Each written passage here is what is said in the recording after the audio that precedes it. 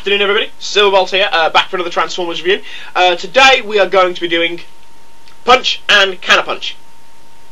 Okay, now Punch is an Autobot who has a rather unique ability to transform himself into a Decepticon. But it goes beyond just taking the appearance of a Decepticon. Outwardly, Punch appears to be this calm, collected individual. Inwardly, he's very different. Because he doesn't just take on the appearance of Counterpunch, he in essence becomes a Decepticon with Autobot sensibilities that are constantly vying for control over a Decepticon persona. Punch is actually very paranoid, and you could almost say he has delusions. Because he has such a dangerous job. I mean, he's got such a high, stressful job. I mean, no other Autobot puts himself in as much danger as in as much potential danger as Punch does. And coupled with that, the fact that he's got to constantly fight these urges within him to be a Decepticon, it leads him to be a very, very paranoid individual. You know, he is literally two sides of the same coin. He is good and he's evil. He's light and dark. He's yin and yang. And the symbol of the yin and yang is actually quite good with for Punch, because it's got the white with the black dot and it's got the black with the white dot in it, and that's very much what Punch Counterpunch does. He's an Autobot with a part of him that's a Decepticon, or he's a Decepticon with a part of him that's an Autobot. And the problem that really arises with it as well is because the Decepticon part, because he's spending so much time as his alter ego as Counterpunch, the Decepticon part of him is really becoming quite strong. And even as an Autobot, it's gnawing away inside of him. It's eating away at him, making him become more and more like Counterpunch each time he transforms. And though it never really happens, you do lead to wonder, what would Punch eventually become? A Decepticon? Would he eventually become that which he is most frightened to become? And he's a very interesting character, despite not ever having a lot that happens with him. Okay, now, his first appearance is in the Rebirth, Part 1. And, yeah, he's only in Part 1, really, I think. Where he interrupts Wingspan and Pounce from stealing the key to the Plasma Energy Chamber. Am I doing a lot of Rebirth characters recently? The last 4 or 5 videos, have all, apart from Predaking, have all been about characters that only appear in the Rebirth. But anyway. And he shows up as Counterpunch, and then he gets knocked out as Punch. Though I believe it's Pounce that it's either Pounce or Wingspan that refer to Punch as Punch Stealer. Whether that's just something that was thrown into the script randomly, I don't know. But it's the only time he's referred to as Punch Stealer. In the rest of the time, he's referred to as Punch. And he runs off with the Autobot clones, Fastlane and Cloudbreaker. Fastlane and Cloudbreaker, I think, to search the key, to search the planet for the key to Vector Sigma. Obviously, they don't find it; it's on Nebulous. And that's really all you see about Punch and Counterpunch until Transformers Takara, the Headmasters series, where he has a much more prominent role.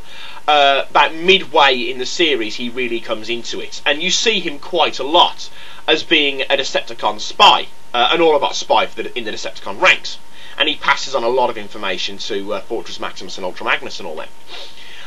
Though for some reason he's not in evidence at the last battle in the North Pole. He may supposed to be there, I don't know, or he's got a very small part there where you just barely see him, but he's not in the North Pole as such.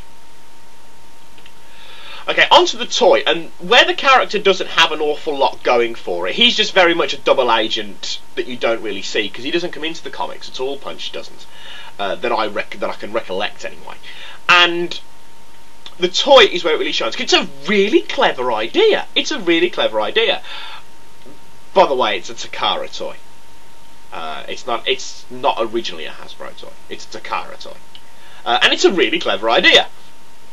Okay, here you have him as Punch, the good guy Autobot. Okay, but with a little bit of wheedling, I'll just get rid of his gun. Now, it doesn't really take an awful lot to do, and it's not overly hard. Of course, saying that, this is me. Get his arms out, just got to remember how to do this now.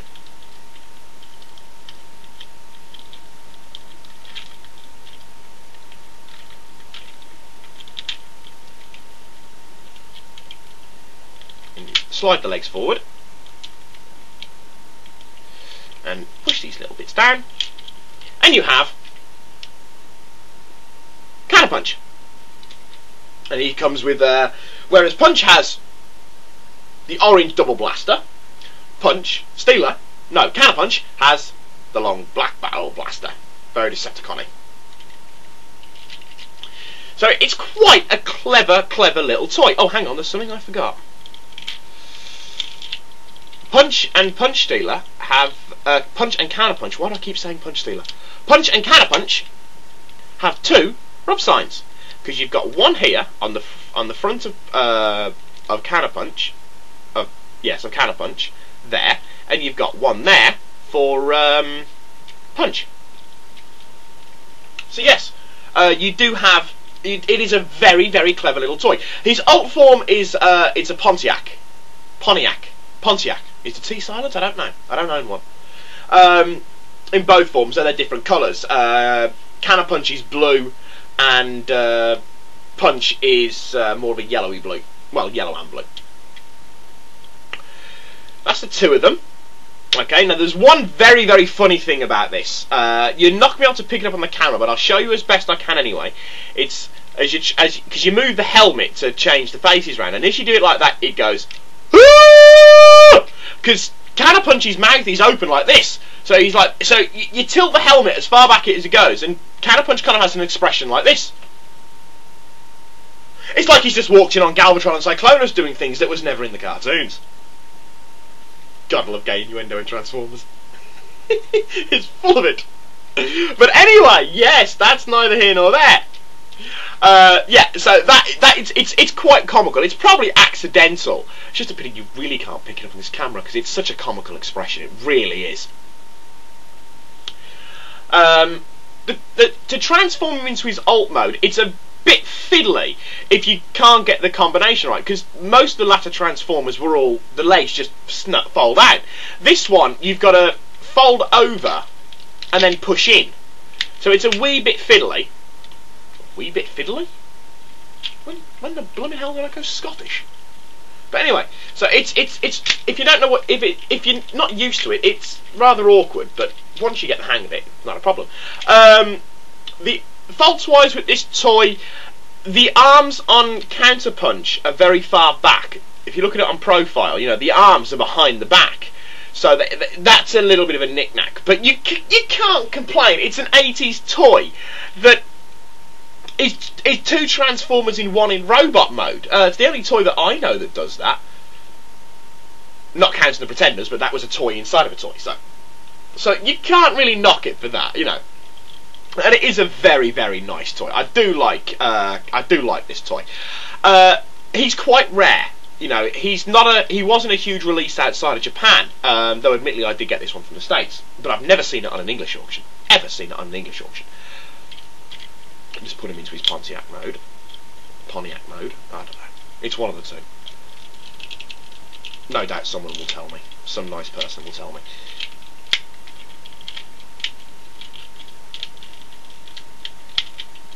I believe that he's actually a Fyro? Pontiac Fyro? There he goes. Though in the Rebirth, he looks a bit more like he's a truck when he's Punch in the Rebirth, but neither here nor there. Though, I've left the upside down. In all honesty, though, it looks a bit like a DeLorean. You know, it does. This bit here, it just, for some reason, it reminds me of a DeLorean. But there we go.